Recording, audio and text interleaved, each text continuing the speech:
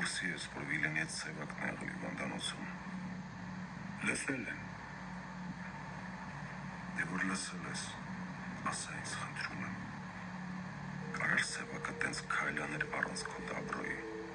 Քո պարագայում չգիտեմ։ Իմ պարագայում իմ մարդիկ իրանց գլխով են որոշում կայացնում։ Ու իմ դաբրոյի կարիքը չունեն։ Դու ուզում ես ասես, որ քո մարդը մտնում է խաղի մեջ, սպանում է իմ տղերքին ու էդի անձնական որոշումն է։ Ես ասում եմ, որ սևակին տենց հրաման ես չեմ տվել, բայց եթե օգներ Վիլենին, ուրեմն պատճառ ունի։ Ու այդ պատճառը ինքը պիտի հիմնավորի, ոչ թե ես։ Ես քաղաքում պատճառներով չեն ապրում, ես քաղաքում կողմերով են ապրում։ Հələ ջահել ես ով ու քեզ թվում է, որ ես աշխարհը սև ու սպիտակ է։ Բայց այս քաղաքը մոխրագույն։ Ու այդ մոխրագույնի մեջ ամեն քայլը իր պատճառը ունի։ Այդ պատճառը, որ ասում ես մի անուն ունի, դավաճանություն։ Զգուշեղի բառերիդ մեջ։ Մանավանդ իմ հետ խոսալուց։ Դավաճանություն ասելուց լավ նայի ով ու ինչ ապարտք։ Դու ժամանակին Վիլենին ես օգնել, ոչ թե ինձ։ Ու հաշիվդ իրան կներկայացնես։ Ես հաշիվ չեմ ներկայացնում ովո,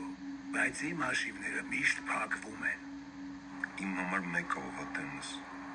Վիլեն, սևակ, կոշտ։ Սաղի վերջը նույնն առնելու։ Այդ սաղի վերջը արտահայտությունը լավ է հնչում, երբ դու քո հետ ես խոսում։ Երբ դիմաց այդ մարդը նստած, ով ես քաղաքը քո առաջի փողին շուտ է տեսել։ Այդ բառերը պետք է չափես խոսալուց առաջ։ Ժամանակները փոխվել են։ Հին հաշիվները նոր կանոններով է փակվում։ Ժամանակները փոխվում են, բայց մարդիկ չէ։ Ու կան բաներ, որ կանոններով չեն փակվում, այլ հիշողությամբ։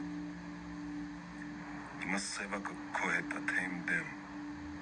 Իմ պատասխանը քեզ ոչ մի բան չի տալու, քանի որ դու քո որոշումն արդեն կայացրել ես։ Իմ որոշման հիմքում իմ մարդկանց թափած առումն է։ Ու հենց այդտեղ է մեր տարբերությունը։ Դու որոշումներ ես կայացնում, երբ արդեն արյունը թափվում է։ Իսկ ես, որ այդ արյունը չթափվի,